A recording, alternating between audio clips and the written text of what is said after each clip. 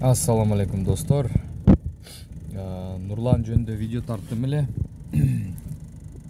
Нурлан деген досум Новосибирсктен биринчи болуп Kia Rio менен келген болчу. Үй алып, үйдүн арызын таштап коюп,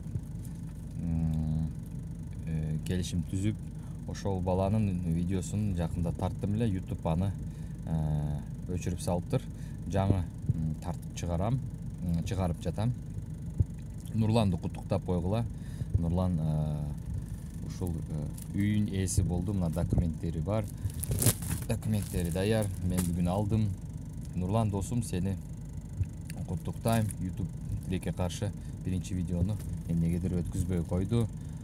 Персональные данные деген эме болуп, нарушение болуп, бирөө жалоп жазган окшойт, же сен өзүң жаздыңбы? Бирок Нурланды лайк менен жана комментария менен куттуктап койгула. Нурлан досум, ийгилик, үйлүү болдуң, үй ээси болдуң.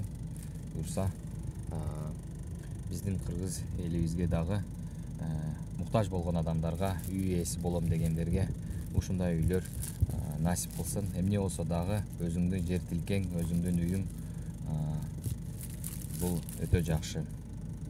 Жок жер болсо дагы адамдар жери жоктор бар, үй жоктор бар. Сеники үй бар, мына эми калаган мезгилинде келип үйүңдө жашап, уктап, балдарыңды чоңойтуп, мал чарбачылык кылып, же эмне кылсаң кыла бересиң. Куттуктайм досум, мен документтериңди алдым. Буюрса ноябрдын 3, 4, 5, 10-га чейин келем дегенсиң.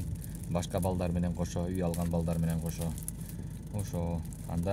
Ошо мезгилде жолукканда өз колум менен сага документтериңди тапшырам. Досум, саламатта болгун.